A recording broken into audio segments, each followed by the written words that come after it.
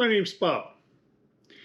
I thought as an introduction or preface, some background, I should record a video to explain why I rode from Ottawa to Liverpool, Nova Scotia, and then back to Winnipeg, back home to Winnipeg. Now, of course, that raises the first question. If Winnipeg is home, why did you ride from Ottawa to Nova Scotia? Well, even more background. Because in 2022, I had a bad motorcycle accident that broke 6 ribs in 12 places. That's called a flail chest, and the surgeon said that most people don't survive that. I shattered my shoulder blade in, 4 or 5, 6 places, and I punctured a lung. 9 days in the hospital and 3 months in bed recuperating to the point where I could kind of get up and feel comfortable for a few hours on the couch, with the constant help of my wife, who slept on the couch for 3 months taking care of me. So first of all, thank you very much to my wife, who certainly pushed the boundaries of for better or for worse. At any rate, then the physiotherapy started, and it's still ongoing 2.5 years later.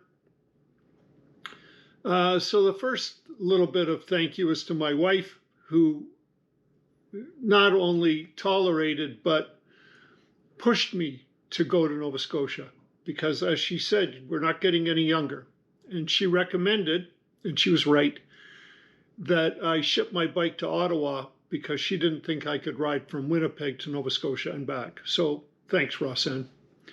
Secondly, thank you very much to my massage therapist, who worked on me and massaged out and worked out all the scar tissue. No, it wasn't fun, Darcy. We both know that. But God, he was good. And thank you very much for that.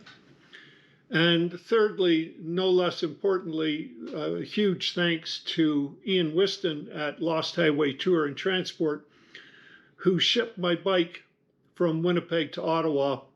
He actually arrived at the hotel at the Ottawa airport the night before we were supposed to meet. So what he did was he slept in his van with my motorcycle to ensure its safety. Who does that? I mean, just above and beyond great service. So I rode from Ottawa down through Quebec, down through Maine, to Bangor, to Yarmouth, to Liverpool, and then back home through Moncton, and then back through Quebec,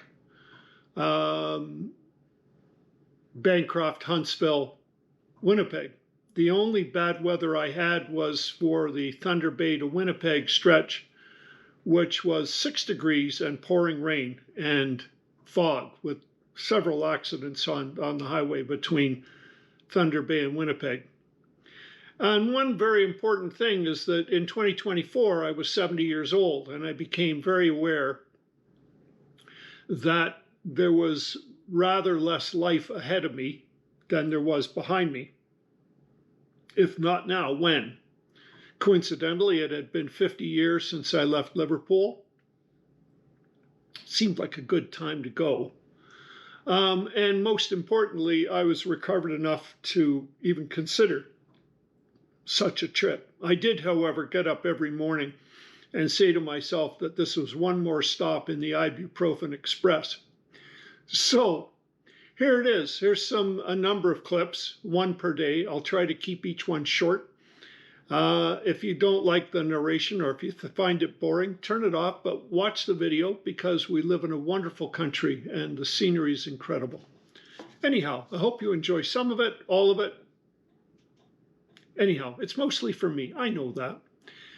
Have a great day, and thanks for watching.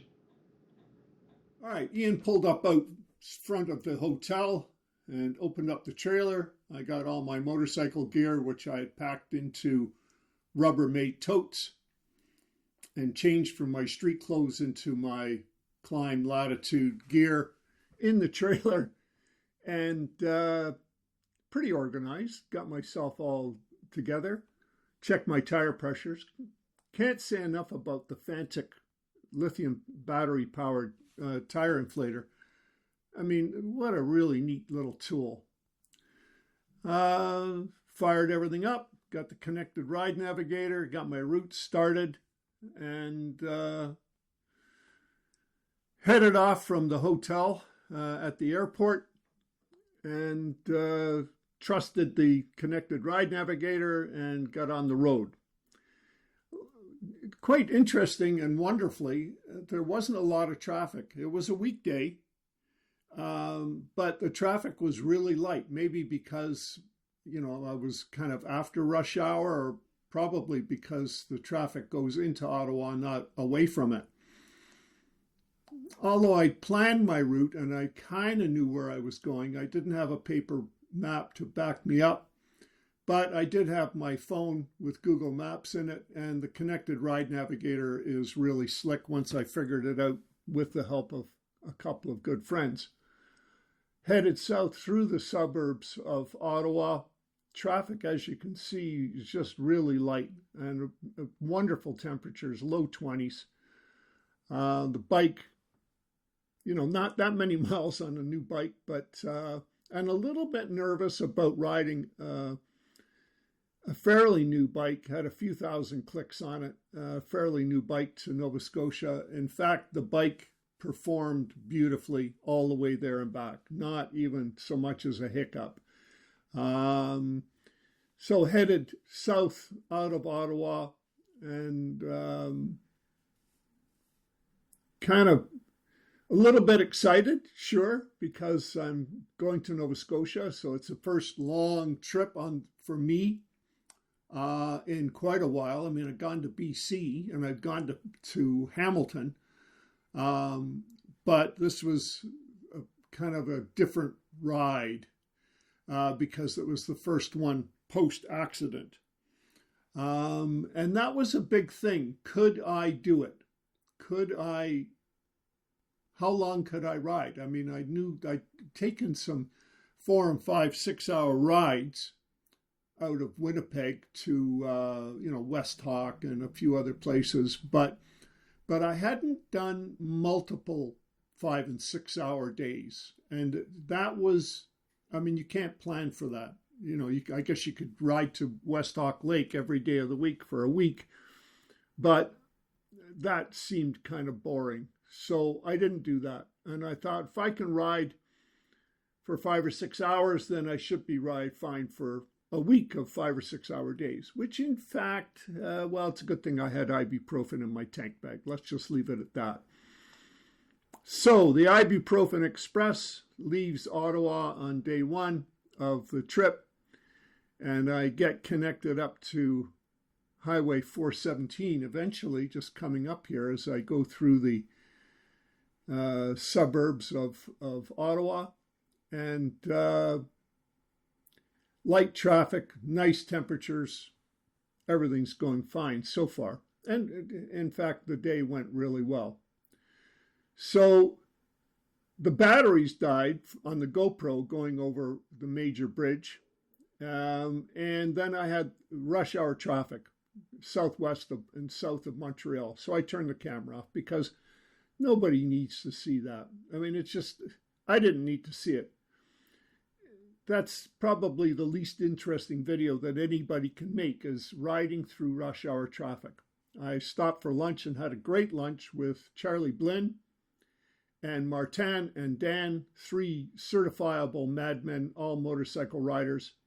Martin and I met, and he got me there, took me through rush hour traffic and connected me up with the other guys, because road construction had forced me off the route and put me through some small little town. Anyhow, so now we're just back on the highway southeast of Sherbrooke and continuing on. Weather's fine. The temperature's climbed a little bit, but, high of 28. That's still pretty nice temperatures, and no need to soak my shirt or my neck scarf or anything like that. And found myself eventually on the secondary roads going into La Patrie. And just a note about the route. Some rides are all about the route and not so much about the destination, or perhaps 50-50. This ride was about the destination, and I wanted to get there by the quickest possible way. And it was without taking the Trans-Canada from Montreal to Edmundston, and then from Edmundston down to Moncton, which was just soul-destroying. I've done it a number of times. I don't like it. So I went down through Maine. So I went from Ottawa, crossed into Quebec, and then turned east,